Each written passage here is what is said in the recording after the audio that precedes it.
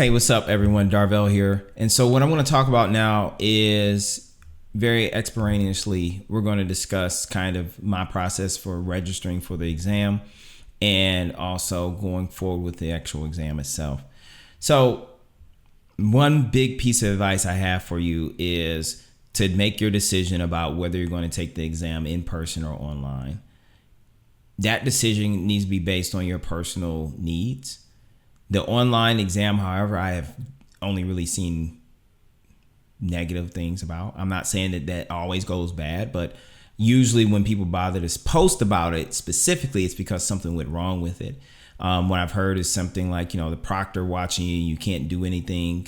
You can't get too loose. You can't look down at your shirt. You can't do anything that's suspicious because he can only see your face. He can't see everything else around. So he's very much going to, that person rather, not just he, but that proctor may be a little intense. Maybe. I don't know. I just read that. Also, you got the technological challenges, right? Making sure your internet stays up. Make sure you don't lose power. Make sure the computer don't act funky. You don't lock up, right? Make sure nothing, strange happens that causes either you to lose the test off your screen or makes you look suspicious for potentially cheating. Really you want to, that's kind of the stuff that I've heard about. Look into the requirements for doing the test at home. It may be more comfortable for you. You might have physical restrictions. Those sorts of things should be very much part of your decision.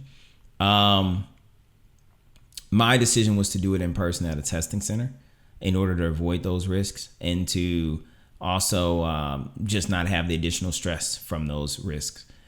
I additionally wanted to see how this controlled Pearson testing environment really was in person in case I go for more certifications or tests in the future. So I wanted to do that. I wanted to actually have the full experience, so to speak. I knew for a fact that for me personally, being outside of my typical environment like this room right here would help ensure I had my critical thinking hat on and I was more focused and taking the situation more seriously. And I wanted to have that experience. So I didn't want to, I don't want to also take it, for me, a little bit too lax and come rolling out the bed, even an hour before my exam. No, I need to be up hours before my exam and be stretched out and ready to go and, download some sunlight and all that stuff. So I wanted to get out of my space and be somewhere else because I really don't want to pay for that retake fee, right? I don't want to fail that exam and have to retake it. So that's what I chose to do personally, is I chose to go to the in-person facility. So after I made that decision, it was time to actually schedule this exam. So the timing for scheduling the exam, I would recommend it be at least 2 weeks prior to when you ideally might want to take the exam. You should try to look for the exam timing. You should go online and actually pay.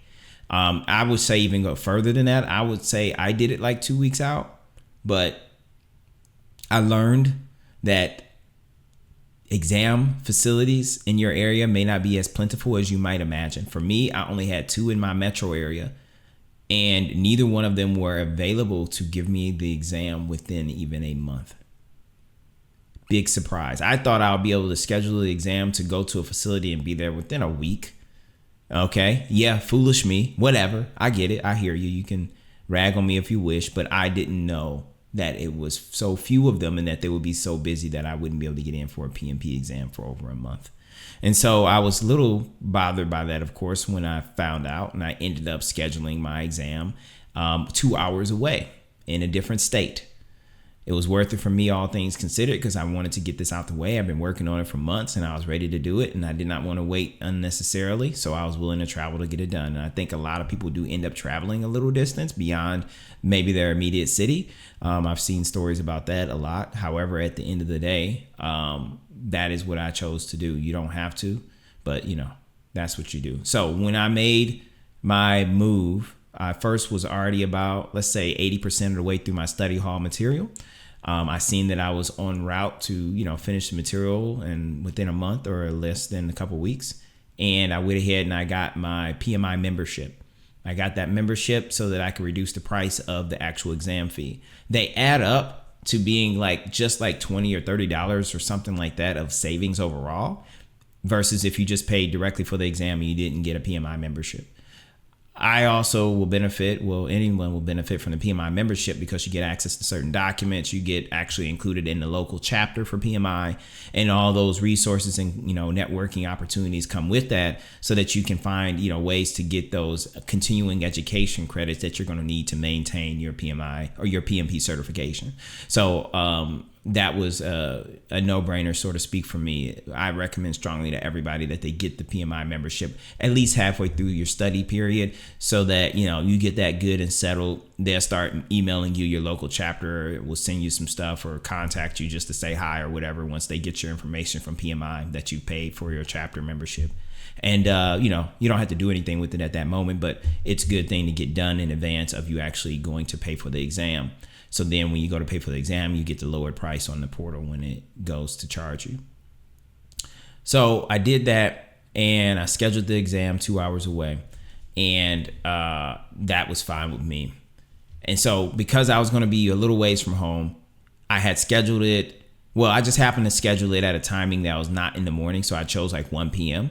And so you can conceivably drive 2 hours in the morning, go there, sit for 4 hours at the exam, and then drive home, right? Well, in order to continue to enable myself to be focused and to stay on my square, so to speak, and make sure my thinking cap was on the critical top, I wanted to make this a little bit more serious for myself, a little bit more of an endeavor for myself.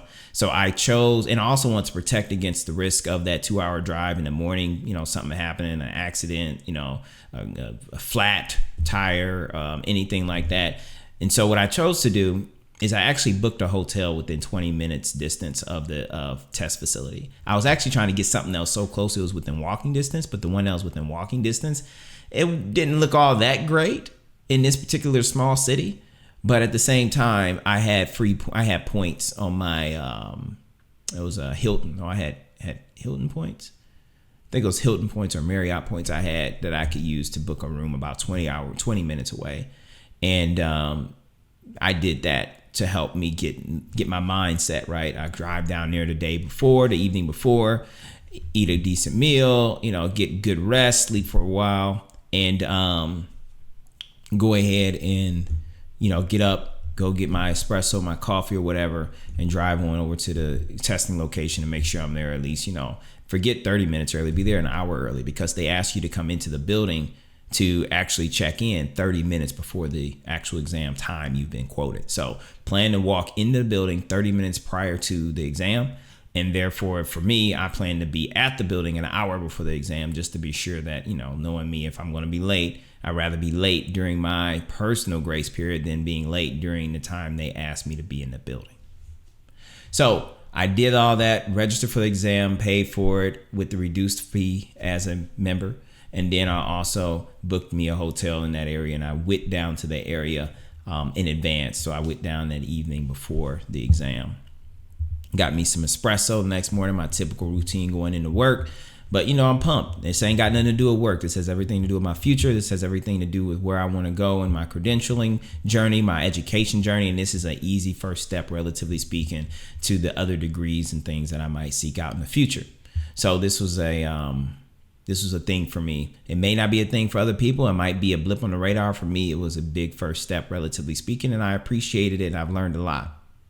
So on exam day, I left my hotel 90 minutes prior to exam time. So you got that 30 minutes to get there, because I needed 20 to drive and I needed 10 to stop at my espresso spot.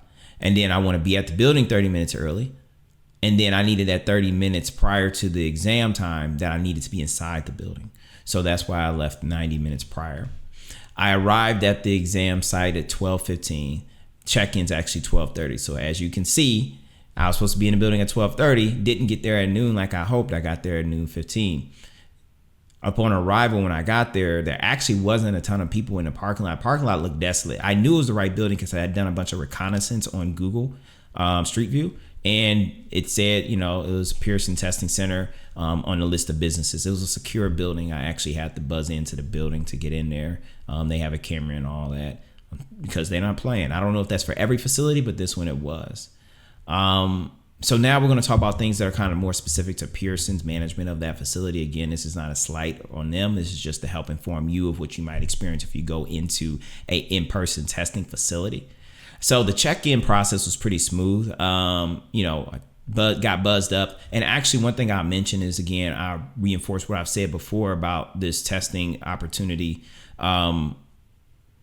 There are other people who are going to be in that test facility at the same time as you, and they're not necessarily taking a PMP exam. They could be taking a variety of any other exams. They got a lot of exams that Pearson administers. And so these folks are coming in there for totally different reasons. They could be in there for as short as an hour. They could be in there for short as, for as much as 8 hours or so. So you're going to run into people who are there for various things. Sometimes you run into other PMP aspirants too, right?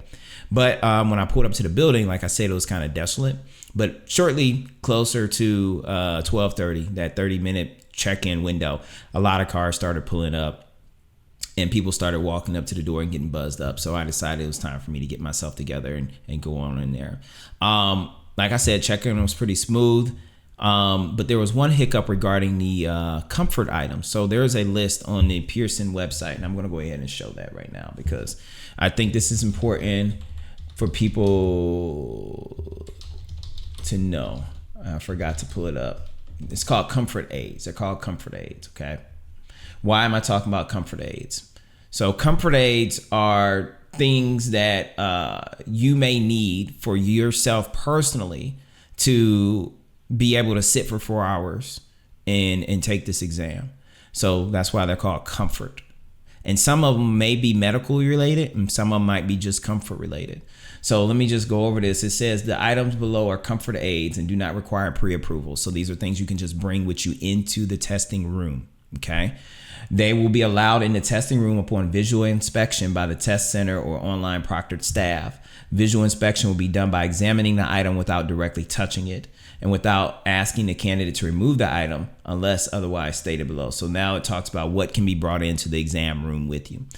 Auto injectors such as EpiPen. So you can take your EpiPen, you can take bandages, you can take braces such as neck, back, wrist, leg, or ankle braces. You can take casts if you have a cast on. You can take cough drops, but you got to be unwrapped and not in a bottle or container. I don't know what kind of unwrapped cough. I guess if you have a plastic baggie with cough drops in them, so they can see their cough drops and you don't have the wrapper on them. So unwrap them, put them in a clear Ziploc.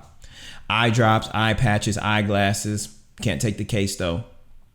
Glucose tablets, hearing aids, implants, inhaler. That's important if you're asthmatic, COPD, what have you. You can take your inhaler in the room with you. Medical alert bracelet, medical devices such as an insulin pump, spinal cord stimulator, glucose monitor, medical footstool, nasal drops or spray, oxygen tank, a pillow or cushion. I was surprised to see a pillow on here, but you can take that, and pills such as aspirin or Tylenol. They must be, again, unwrapped and not in a bottle or container. And it says candidates may bring pills that are still in the packaging if the packaging states they must remain in packaging, such as nitroglycerin pills that cannot be exposed to air. Packaging must be properly inspected. Anyway, you can also bring mobility devices such as canes and crutches, scooters, walkers, wheelchairs. And then they talk about other approved things. Masks, if you want to wear a face mask, harkening back to COVID days, or gloves if you want to be super hygienic.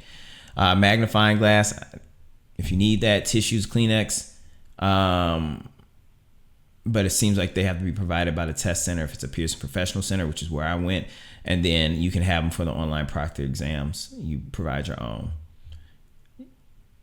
Now, one thing about this earplug and noise reducing headphones, it says, no, these are only considered a comfort aid in the Pearson Professional Centers, which are the ones that are used by the PMP exam professional centers, and must be provided by the test center. So when you go there, as was in my case, when you go to the testing center, they'll give you the option of either using earplugs. They have fresh packs of new earplugs you can put in your ear, or you can get the noise abating over the ear hearing protectors. They have them hanging at each workstation. They clean them in between examinees, so it'll be hanging there. You can choose to use those. I ended up using those because although the room was pretty quiet, I could hear the clicking of some of the mice, and most importantly, what bothered me was that people going in and out of the door for their breaks or coming in to start their test. I didn't really want to be bothered with that noise, so when I put those over the ear muffs on, totally killed it. All I could hear was maybe a clink of the door if it closed a little harder than usual.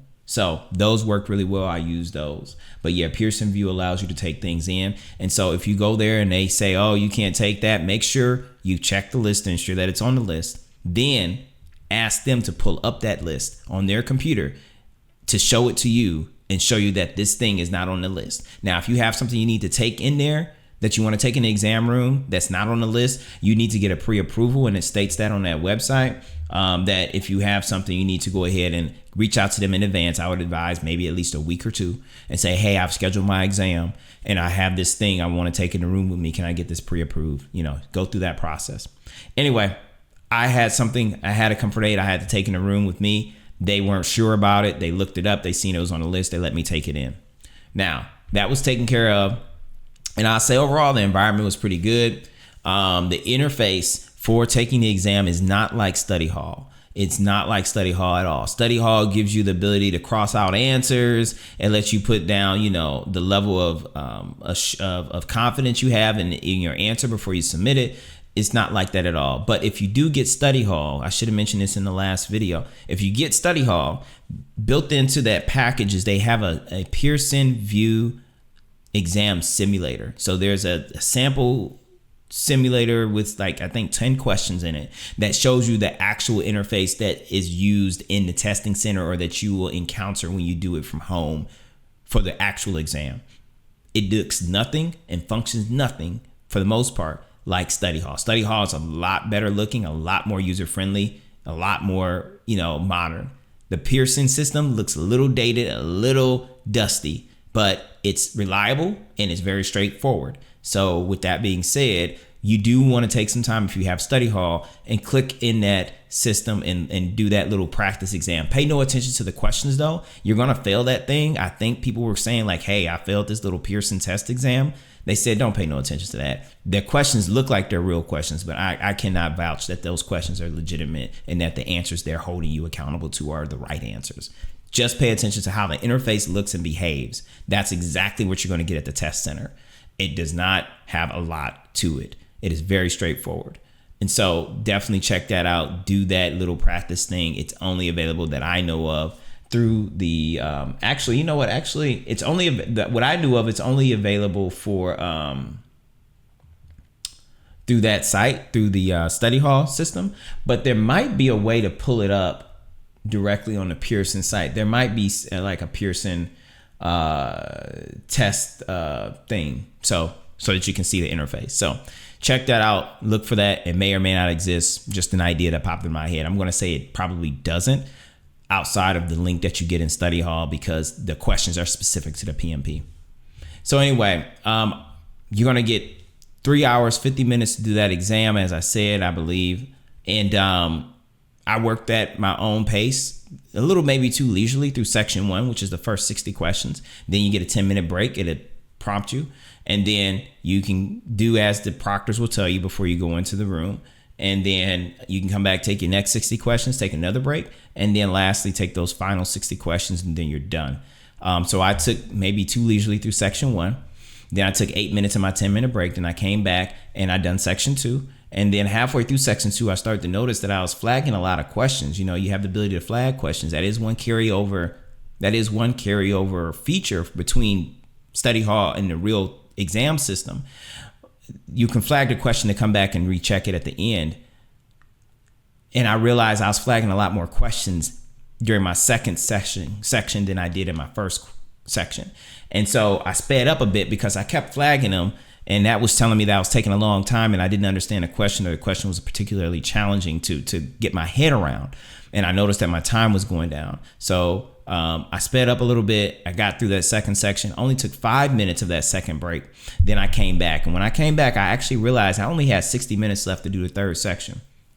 That wasn't good because 60 minutes for 60 questions is 1 minute per question. Some questions you can definitely get through in less than a minute. Some questions you might take up to 2. Now, on average, I think it's a minute and some change you want to spend on each question, and having only 60 minutes to do 60 questions is not a good situation, but I was nevertheless going to press through. So I was a little spooked and I moved expeditiously. I broke in there and started moving, and I ended up finishing the exam with 2 minutes to spare. And so one thing I'll tell you about flagging questions is basically put your all into the question, unless you're going to say, you know what, I don't even know this formula, or you know what, I'm really clueless on this particular topic or how to answer this, give it your best guess and keep going. You can flag it in case you have excessive time at the end that you can use to go back and review. But honestly, I found that reviewing the questions didn't really feel like I had any better way to answer it, because I went back and I think on it for a while and I'm like, yeah, I really don't know. And so I end up not really changing any of the questions that I flagged. Now, one thing I'll tell you is that reanalysis was also a little time consuming. So I really didn't want to use that time at the end of the third section when I only had 2 minutes to spare. So I kind of went through and just kind of hopped around a few of the questions I flagged, and I was like, okay, and I ended up not doing anything. So then I ended up submitting the exam with I think like 30 seconds left. So one thing I do believe will happen, that if you don't finish all the questions, if you run out of time, the exam will self-submit with whatever you've completed. And then the other thing is that I have seen one report, only one report. This is an anecdotal, trivial comment I'm making here. Don't hold me to this. I've seen one report on Reddit that said that someone passed an exam without finishing 100% of the questions. So if you don't finish 100% of the questions, if it seems to take you too long or longer than you expected, I wouldn't fall off a ditch about it. Just understand that, yeah, it can hurt you, but I've seen one example where I think someone didn't finish 100% of the questions. I might be wrong on that, but it seemed like that's what they claim. So one other thing that's important about this exam experience in this facility is I wore a zip-up sweater because, I'd rather be warm and be able to take off layers than be cold and have nothing to put on. And so I brought the quarter zip. There was no issue. I ended up keeping it on the whole time. Additionally, you're going to see, remember that comfort aid list, water, snacks, none of that was listed on that list. What you can do, and they actually expect you to do this, but I don't think it was very clear for me. You can bring water, you can bring snacks and things. When you check in, they're going to give you a locker to put your belongings that you're not allowed to take into the exam room. And you can put the water and snacks and stuff in that locker. And so then during your 10-minute break, you can go and access that stuff so you can drink some water, have a little gummy bear or whatever. And so they tell you all this stuff when they're checking you in. But at that point in time, I didn't realize that. And so I didn't want to go all the way back to my car. I didn't think I'd be thirsty until I got through the second part. And I realized, wait a minute, I could have brought that in and put it in the locker. Lesson learned. So now bring your water, bring your little snacks, whatever you need for that 4-hour period, 3-hour, 50-minute period. And you can access that during your 10-minute break for the PMP. So another element about this exam that people have talked about, or you expect, or I grew to expect during my acquisition of knowledge and understanding about the entire process, is that you learn if you pass the exam at the very end of the exam. You learn it before you leave the exam center if you've actually passed. That is one thing that I went in there expecting, is that the computer will pop up the result after you submit the exam from the final question, or after you run out of time. It'll pop up your pass-fail result. So what we've learned, or has become apparent here recently, I think over the last year or 6 months or something, I can't remember, I apologize. There has been a change. And then, at least for my exam and others that have noted it on Reddit, within the last, basically when you submit the exam, it doesn't give you a result. It'll tell you, we appreciate you submitting it. You've completed your exam, but we must review it for security purposes. We must review your results for security purposes. We're going to review how you answered it, and we're going to make sure that everything looks okay from a security and congruency standpoint. Make sure nothing looks suspicious before we tell you if you actually passed the exam or not. That's this message I got on the screen when I finished the exam. And so I walked out, and as I was leaving, the proctor who had been watching us in the room, she handed me a piece of paper. And she said, "Thank you for testing with Pearson. You have a great day." I got outside and I read the piece of paper. At first, I thought the piece of paper was a repeat of what was on the screen.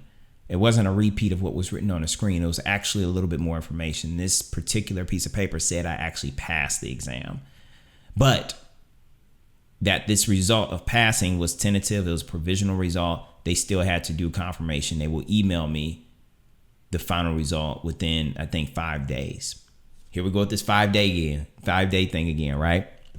So I was like, all right, I was appreciative. I really thank them for giving me something. And so I went home happy with that. I mostly left and drove in peace. Now, like I said, there was that 5-day window that they mentioned. Well, I was nervous, started looking around online like, okay, do they do this over the weekend? Because I had taken it on a Saturday. So do they do these exam reviews over the weekend? And there's a holiday coming up. Do they work holidays? What is the deal? I don't know. I just want to get an idea for how long this might take. It might take a whole 7 days because you got all this stuff in the way between holidays and weekends.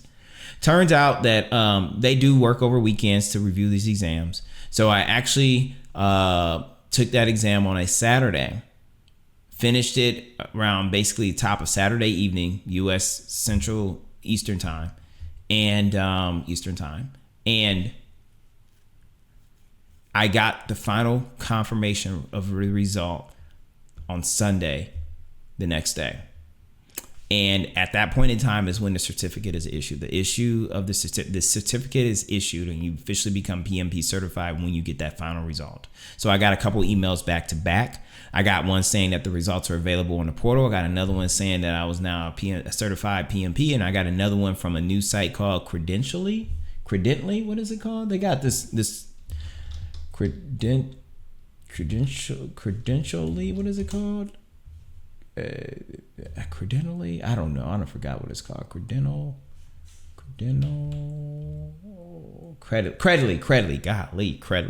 Credentially is an end-to-end solution for creating, issuing, and managing digital credentials.